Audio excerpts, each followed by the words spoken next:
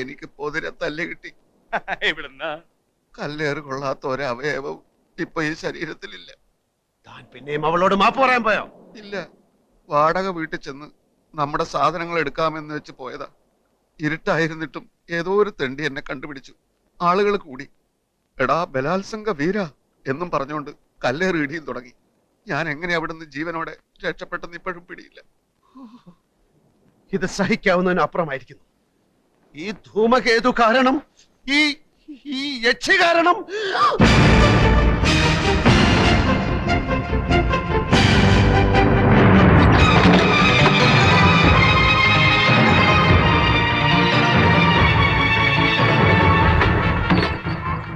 ഒറ്റയടിക്ക് അവളെ റേപ്പ് ചെയ്ത് നശിപ്പിക്കാൻ പാടില്ല. പൊന്മുട്ടയിടുന്ന താറാവിനെ അങ്ങനെ കൊല്ലാൻ പാടില്ലല്ലോ. ഇനി അങ്ങോട്ടുള്ള സാഗർ കോട്ടപ്പുറം എന്ന നോവലിസ്റ്റിന്റെ ചോദനകളെ ഉദ്ദീപിപ്പിക്കുന്ന പ്രചോദനമാണവൾ. എന്റെ മഷി പറ്റാത്ത തൂലിക കൊണ്ട് ഞാൻ അവളെ നിരന്തരം അനൗൺസ് ചെയ്തോളൂ. അടുത്ത ആഴ്ച മുതൽ പുതിയ നോവൽ ആരംഭിക്കായി. നോവലിന്റെ പേര് ഒരു ഗസറ്റഡ് യക്ഷി. ഒരു ഗസറ്റഡ് യക്ഷി. ഒരു ഗസറ്റഡ് യക്ഷി. എന്റെ കർത്താവേ, എന്തൊരു പുതുമയുള്ള പേര്, ഒരു ഗസറ്റഡ് യക്ഷി. നന്ദി കോട്ടപ്പുറം, നന്ദി. ഞാൻ ഈ നിമിഷം പോകുന്നു, ലോകത്തെ മുഴുവൻ ഇക്കാര്യം അറിയിക്കാൻ പോകുന്നു. സാഗർ കോട്ടപ്പുറത്തിന്റെ ഒരു ഗസറ്റഡ് യക്ഷി. അടുത്ത ലക്കം മുതൽ സാഗർ കോട്ടപ്പുറത്തിന്റെ ഏറ്റവും പുതിയ നോവൽ ഒരു ഗസറ്റഡ് യക്ഷി.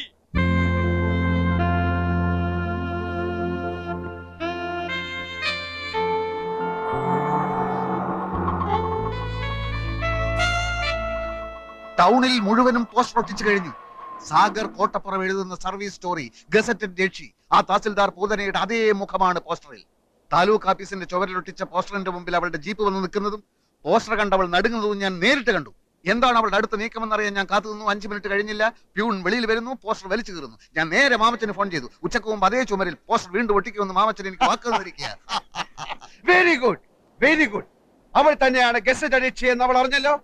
എന്നാലേ അവൾ നോവൽ വായിക്കൂ. വായിച്ചാലേ എഴുത്തുകാരന്റെ തൂലികയുടെ ശക്തി ആ ശൂർപ്പണഖ അറിയൂ. അതെ, അതിരിക്കട്ടെ, നമ്മുടെ കഥ എവിടം വരെയായി? താൻ ഞെട്ടരുത്. എന്താ? താനാണ് ഈ കഥയിലെ നായകൻ. ആണോ? അതെ, കാരണം ഇതിലെ നായകന് സൗന്ദര്യം ആവശ്യമില്ല. മത്തങ്ങ പോലൊരു മുഖമാണ് വേണ്ടതെങ്കിൽ തനിക്കും നായകനാകാം. ഈ വിഷയം നമുക്ക് പിന്നീട് ചർച്ച ചെയ്യാം. അല്ലെങ്കിലും ഇതൊരു നായക പ്രാധാന്യമുള്ള കഥയാണ്. അടിമുടി അവളാണ്. അവളുടെ കൗടില്യങ്ങളുടെ കഥയാണ്. ആദ്യ ഭാഗം ഞാൻ വായിക്കാം. സാധാരണ പൈങ്കിളി നോവലിലെ പോലെ ആമുഖമോ വർണ്ണനകളോ ഇല്ല.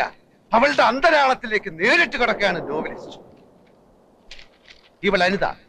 പുതിയ തലമുറയിലെ പെൺകുട്ടികളുടെ ആസൂത്രണ മനോഭാവത്തിന്റെ കഥ ഇവളിൽ നിന്ന് തുടങ്ങുന്നു. ഇവളിൽ പ്രണയത്തിന്റെ ലോലഭാവങ്ങളില്ല. മനുഷ്യബന്ധം, ദയ, കാരുണ്യം തുടങ്ങിയ വികാരങ്ങൾ ഇവൾ കന്യം. നേട്ടങ്ങളിൽ മാത്രമാണ് നോട്ടം. കീഴടക്കല്ലാണ് ഇവളുടെ സംതൃപ്തി. സൗന്ദര്യമാണ് ഇവളുടെ വജ്രായുധം. ഒരേ സമയം പല കാമുകന്മാരുടെയും വിശ്വസ്തയായ കാമുകി. നഗരത്തിന്റെ ശാപമെന്നല്ല അതെന്തു പറയാൻ. ഇന്നവൾ ഇവിടെ municipal commissioner.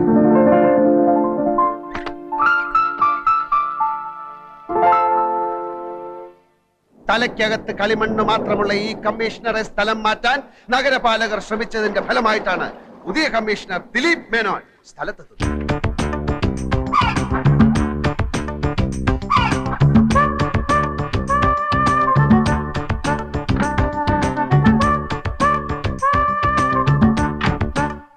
Hello, mister Dileep Menon.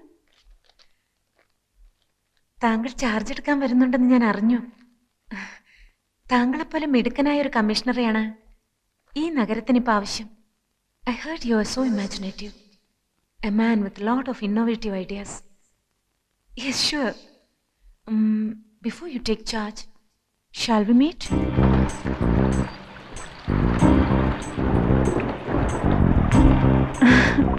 എന്തിനാണ് വരാൻ പറഞ്ഞത്? ആദ്യം അകത്തോട്ട് കടന്നിരിക്കൂ. പറയാനുള്ളത് പറയൂ. ഒരുപാട് പറയാനുണ്ട്. എങ്കിൽ ഞാൻ നാളെ വരാം. ഈ അസമയത്ത് മഴ നനയാതെ അകത്ത് വന്നിരിക്കൂ ദിലീപ്. ഞാൻ ആകെ തൃശങ്കു സ്വർഗത്തിൽ പെട്ടതുപോലെ തോന്നുന്നു. അനിത ഇനിയും ചാർജ് ഒഴിഞ്ഞു തന്നില്ലെങ്കിൽ തരാമല്ലോ. Then let me take charge tomorrow. അത്ര പെട്ടെന്ന് വേണോ? ഇങ്ങനെയൊക്കെ ചോദിച്ചാൽ ഞാനിപ്പോ ഈ വാടക വീട്ടിൽ എന്തിനാണ് ഇങ്ങനെ താമസിക്കുന്നത് എന്ന് തന്നെ എനിക്ക് മനസ്സിലാവുന്നില്ല. എനിക്ക് മനസ്സിലാവുന്നുണ്ട്. എന്തിനാണ്? എപ്പോഴും എനിക്ക് കണ്ടുകൊണ്ടിരിക്കാൻ നമ്മൾ തമ്മിൽ ആദ്യമായി കണ്ടത് എന്നാണെന്ന് ദിലീപിന് ഓർമ്മയുണ്ടോ?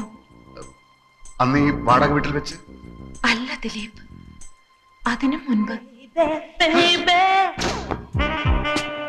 ജന്മാന്തരങ്ങൾക്ക് മുൻപ് നമ്മൾ കണ്ടിരുന്നു, സ്നേഹിച്ച് ജീവിച്ചിരുന്നു. എന്റെ ഈ മടുപ്പിക്കുന്ന ഏകാന്തതയിലേക്ക് എന്നെങ്കിലും ഒരു നാൾ എന്റെ ദിലീപ് വീണ്ടും വരുമെന്ന് എനിക്കറിയാമായിരുന്നു.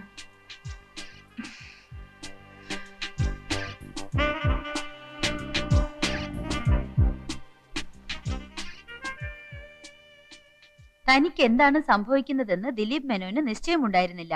അന്ന് വരെ പരസ്ത്രീ സ്പർശം അറിഞ്ഞിട്ടില്ലാത്ത ദിലീപ് മേനോൻ ഒരു സ്വപ്നത്തിലേക്ക് വഴുതുകയാണ്. പാവം മേനോൻ കമ്മീഷണർ അനിതയുടെ കാപട്യം അറിയാതെ ആ നിമിഷത്തിൽ അവളെ പ്രണയിക്കാൻ തുടങ്ങി. അന്നേരം ഒരു സർക്കസുകാരിയുടെ മെയ്വഴക്കത്തോടെ ദിലീപ് മേനോനിൽ അനിത പടർന്നു കയറി.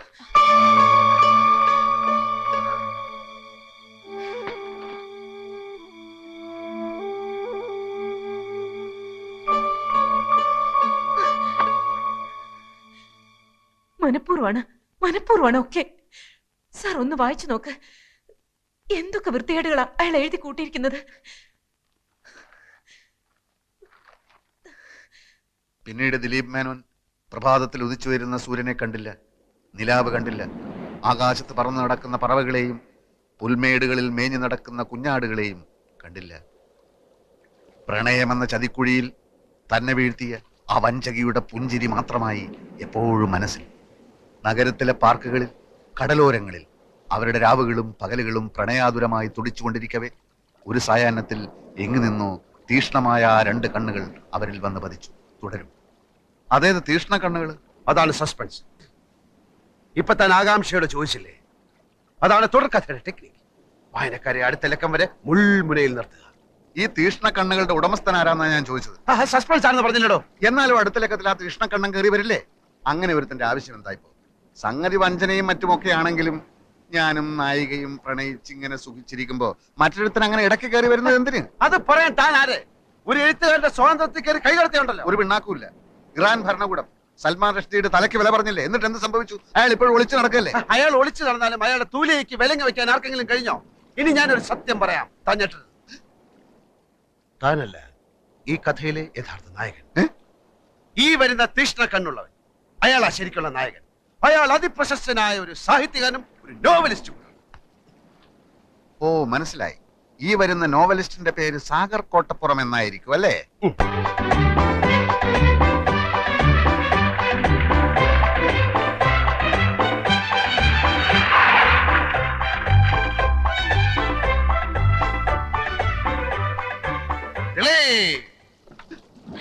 അയ്യോ, ഞാൻ ജയദേവൻ, ദിലീപിന്റെ സുഹൃത്താണ്, എഴുത്തുകാരൻ.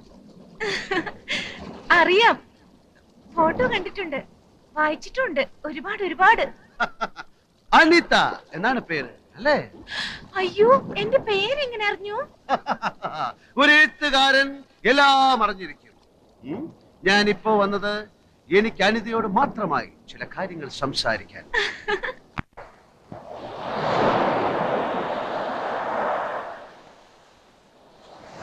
നോക്കൂ, അവനൊരു പാവമാണ്.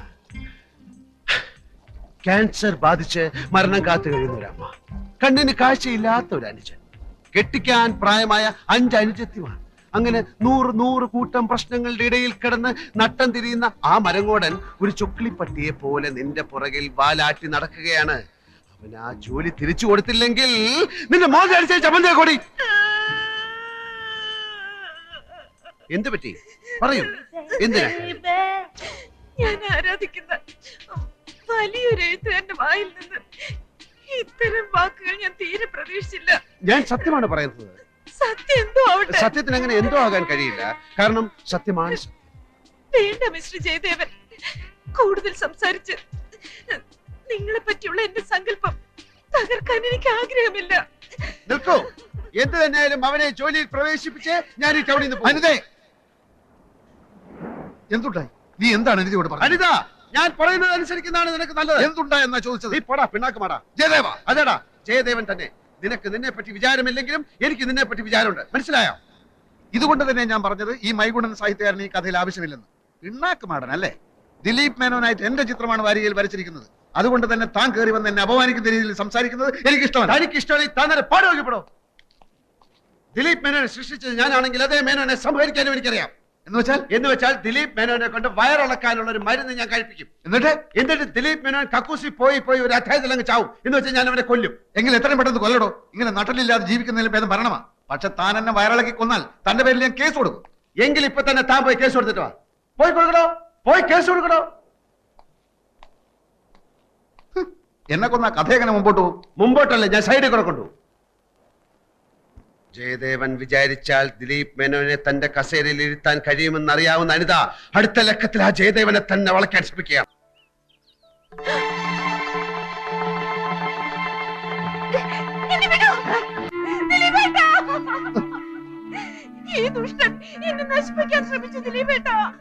ഇല്ല, ഞാൻ നശിപ്പിക്കാൻ ശ്രമിച്ചിട്ടില്ല. വേണ്ടടാ, നിന്നെ എനിക്ക് മനസ്സിലായി. ഇതിനായിരുന്നു നീ എന്നെ തേടി വന്നത്. നിഷ്കളങ്കിയായി പെൺകുട്ടിയെ ഞാൻ പറയുന്നത് കേൾക്കൂ.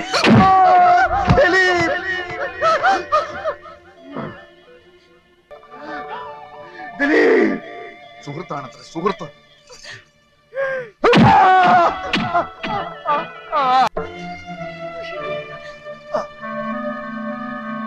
വഞ്ചകി, വഞ്ചകി, വഞ്ചകി.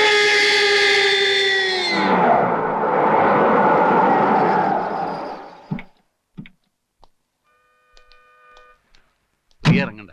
അല്ല, എനിക്ക് അയാളോട് നോ, ഞാൻ മാത്രം പത്രാധിപരോട് സംസാരിച്ചാൽ മതിയെന്നുള്ള ധാരണയിലാണ് നമ്മൾ ഇവിടെ വന്നത്. അതല്ല, പ്രിയക്ക് സംസാരിക്കണം നിർബന്ധമാണെങ്കിൽ സംസാരിച്ചു. ഞാൻ മടങ്ങിപ്പോയേക്കാം. അയ്യോ, ഒന്നും പറയണ്ട എന്റെ കുട്ടപ്പേട്ട. ഈ ഗസറ്റഡ് യക്ഷി ആദ്യം ഇറങ്ങുന്ന ആഴ്ച 50,000 കോപ്പി കൂട്ടി. ഇപ്പൊ ഇതാ 4-ാം അധ്യായം ഇറങ്ങുമ്പോ ആകെ ഇരിക്കപ്പെടുന്നില്ലാതിരിക്കുക. നാനാ ഭാഗത്തുനിന്ന് ഏജന്റുമാരുടെ കത്തും കമ്പിയും കൊണ്ട് ആഫീസ് നിറഞ്ഞിരിക്കുക. കോപ്പി പോരാന്ന് പറഞ്ഞോണ്ട്. ഇങ്ങനെ പോയാ 10 ലക്ഷത്തിൽ നിൽക്കും തോന്നുന്നില്ല. ഒന്നാമത് കോട്ടപ്പുറത്തിന്റെ റേപ്പ് കേസാ ഇത്രയും ബഹളത്തിന് കാരണം. കർത്താവിന്റെ കൃപ എന്നല്ലാണ്ട് എന്താ പറയാ. ഞാൻ പിന്നെ വിളിക്കാൻ കുട്ടപ്പേട്ട. വാതിൽ തട്ടുന്നു, ഏജന്റുമാരായിരിക്കും. Yes, coming. Sir, advocate Nambiar വന്നിട്ടുണ്ട്. വരാൻ പറയേ. ആ, വരണം നമ്പ്യാർ, വരണം. ഇരിക്കണം. എന്താ ഇവിടെ കസേരയില്ലേ? ഉണ്ടല്ലോ, ഇരിക്കി. ഗസറ്റഡ് യക്ഷി എന്ന നോവലിലെ നായിക തഹസിൽദാരല്ല, മുനിസിപ്പൽ കമ്മീഷണറാണെന്ന് നിങ്ങൾ പറയുമായിരിക്കും. യഥാർത്ഥ സംഭവങ്ങളാണ് നോവലിൽ പറയുന്നതെന്ന് തെളിയിക്കാൻ ചിലപ്പോൾ എനിക്ക് കഴിഞ്ഞില്ലെന്നും വരും. പക്ഷേ റേപ്പ് കേസിലെ പ്രതിയും നോവലിസ്റ്റും ഒരാളായതുകൊണ്ട് സാമാന്യ ബുദ്ധിയുള്ള ഏതൊരു ജഡ്ജിക്കും അദ്ദേഹത്തിൻ്റെതായ നിഗമനങ്ങളിലെത്താനും നിങ്ങളുടെ ഈ സ്ഥാപനം പൂട്ടിക്കാനുള്ള തീരുമാനങ്ങൾ എടുക്കാനും കഴിഞ്ഞെന്ന് വരും. ഞാൻ താങ്കളോട് പൂർണ്ണമായി യോജിക്കുന്നു. പക്ഷേ ഇത് ഇന്ത്യ മഹാരാജ്യമായതുകൊണ്ടും എന്റെ കയ്യിൽ ആവശ്യത്തിലേറെ പണമുള്ളത് കൊണ്ടും വേണ്ടി വന്നാൽ സുപ്രീം കോടതി വരെ പോകാമെന്ന വിശ്വാസമുള്ളത് കൊണ്ടും താങ്കളുടെ ഭീഷണി ഈ മാമച്ചനോട് വേണ്ട എന്ന് പറയാൻ ഞാൻ ആഗ്രഹിക്കുന്നു.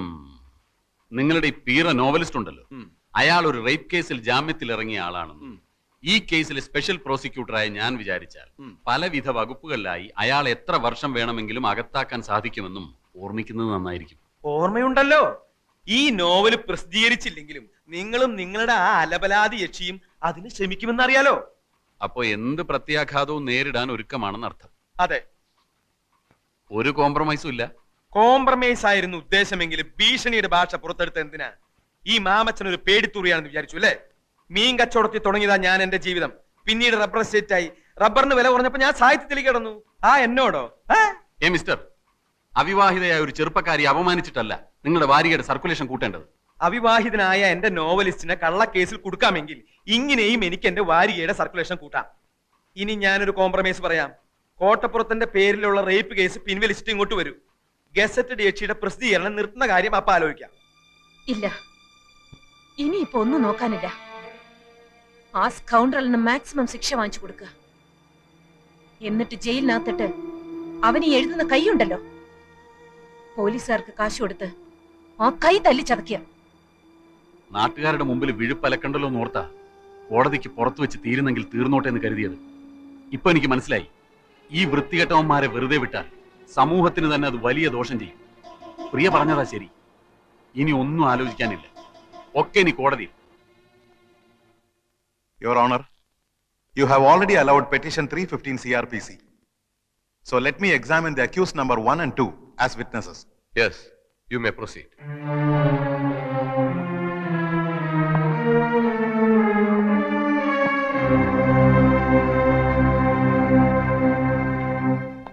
നിങ്ങളും രണ്ടാം പ്രതി രാമകൃഷ്ണനും അന്യായക്കാരിയുടെ വീട്ടിൽ എന്തിനു പോയി? ഞങ്ങൾ താമസിക്കുന്ന വീട്ടിൽ വന്ന് അവർ ഞങ്ങളെ കാപ്പ് കുടിക്കാൻ ക്ഷണിച്ചു, അതുകൊണ്ട് പോയി. അപ്പൊ അവരുടെ വീട്ടിൽ ആരൊക്കെ ഉണ്ടായിരുന്നു? അവരും അവരുടെ ജോലിക്കാരിയും. നിങ്ങൾ കാപ്പി കുടിച്ചോ? ഇല്ല. എന്തുകൊണ്ട് കുടിച്ചില്ല? കുടിക്കാൻ തുടങ്ങുന്നതിന് മുമ്പ് പെട്ടെന്ന് ആ സ്ത്രീ ഒരു കത്തിയെടുത്ത് അവരുടെ വെയിൻ കട്ട് ചെയ്ത് മരിക്കാൻ പോവുകയാണെന്ന് പറഞ്ഞു. ഞങ്ങൾ അവരെ തടയാൻ ശ്രമിച്ചു. വേറെ ഒന്നും സംഭവിച്ചില്ലേ? ഇല്ല. ഇതിനു മുമ്പ് നിങ്ങൾ ഏതെങ്കിലും ക്രിമിനൽ കേസിൽ പെട്ടിട്ടുണ്ടോ? ഇല്ല. നിങ്ങൾ കല്യാണം കഴിച്ചാണോ? അല്ല. എന്തുകൊണ്ട് കല്യാണം കഴിച്ചില്ല? ഒരു സ്ത്രീയെ കല്യാണം കഴിച്ചവളെ കടപ്പറയിലെ ഒരു ഉപകരണമാക്കി മാറ്റാൻ എനിക്ക് സാധിക്കില്ല എന്നുള്ളതുകൊണ്ട്. സ്ത്രീകളോടുള്ള നിങ്ങളുടെ മനോഭാവം എന്താണ്? സ്ത്രീ അമ്മയാണ്, ദൈവമാണ്. That's all, Your Honor.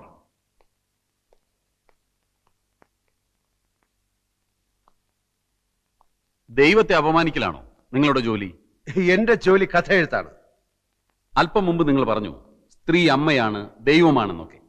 അങ്ങനെ പറഞ്ഞ നിങ്ങൾ ഗസറ്റ് ഡിയക്ഷി എന്ന ആഭാസകരമായ ഒരു നോവൽ എഴുതി സ്ത്രീ വർഗത്തെ തന്നെ അപമാനിക്കാൻ ശ്രമിക്കുകയാണെന്ന് ഞാൻ പറഞ്ഞാൽ നിഷേധിക്കാൻ പറ്റുമോ? നോവലല്ല, ജീവിതം. ഓഹോ, സ്ത്രീയെക്കുറിച്ചുള്ള നിങ്ങളുടെ കാഴ്ചപ്പാടല്ലേ ആ നോവലിൽ എഴുതിയിരിക്കുന്നത്? അല്ല, ഈ ലോകത്ത് നല്ല സ്ത്രീകളും ചീത്ത സ്ത്രീകളുമുണ്ട്. നല്ല സ്ത്രീകളെ നായികമാരാക്കി ഞാൻ ധാരാളം നോവലുകൾ എഴുതിയിട്ടുണ്ട്.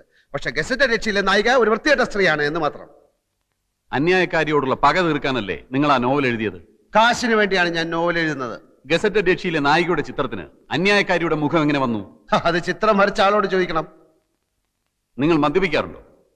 ആ, അത്യാവശ്യം. ഇതുവരെ ഒരു കേസിലും പ്രതിയായിട്ടില്ല എന്ന് നിങ്ങൾ പറഞ്ഞു. മദ്യപിച്ച് അന്യായക്കാരിയുടെ വീട്ടിൽ കയറിയതിന് നിങ്ങളെ പോലീസ് അറസ്റ്റ് ചെയ്തിട്ടില്ലേ? രണ്ടാം പ്രതി രാമകൃഷ്ണന്റെ വീടാണെന്ന് കരുതിയാണ് ഞാൻ ആ വീട്ടിൽ കയറിയത്. എന്ത് കരുതി എന്നുള്ളതല്ല, നിങ്ങളെ പോലീസ് അറസ്റ്റ് ചെയ്തോ ഇല്ലയോ? പോലീസ് അറസ്റ്റ് ചെയ്തില്ല, എന്നെ കൂട്ടിക്കൊണ്ടുപോയി. SIക്ക് സത്യം ബോധ്യമായപ്പോ എന്നെ വെറുതെ വിട്ടു. ഈ സ്ത്രീകൾ തനിച്ച് താമസിക്കുന്ന വീട്ടിൽ കയറി ബ്രേക്ക്ഫാസ്റ്റ് കഴിക്കലാണോ നിങ്ങളുടെ ജോലി?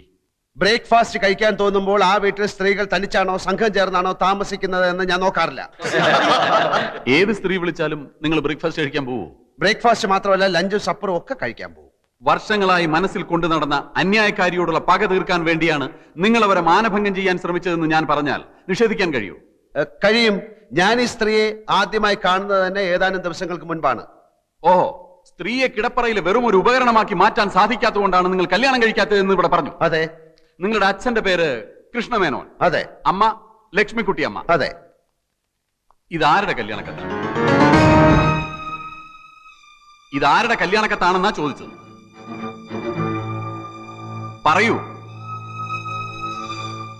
എന്റെ കല്യാണക്കത്താണ്. എന്ന് വെച്ചാൽ സ്ത്രീയെ കിടപ്പറയിലെ ഉപകരണമാക്കി മാറ്റാൻ ഇഷ്ടമില്ലാത്ത നിങ്ങളുടെ വിവാഹ ക്ഷണപത്രം. നിങ്ങളുടെ ഭാര്യ ഇപ്പൊ എവിടെ?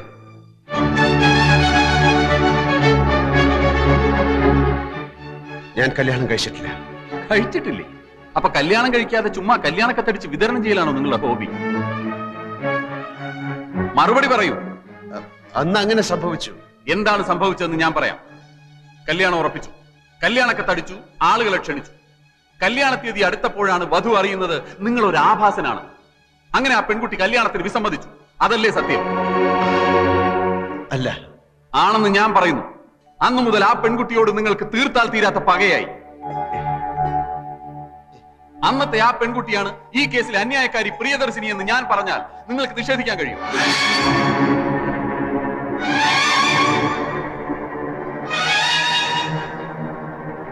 ഈ ക്ഷണക്കത്തിലെ വധു പ്രിയ മേനോൻ തന്നെയാണ് അന്യായക്കാരി പ്രിയദർശിനി. വരൻ വിദ്യാസാഗർ തന്നെയാണ് ഇപ്പോഴത്തെ ഈ നോവലിസ്റ്റ് സാഗർ കോട്ടപ്പുറം.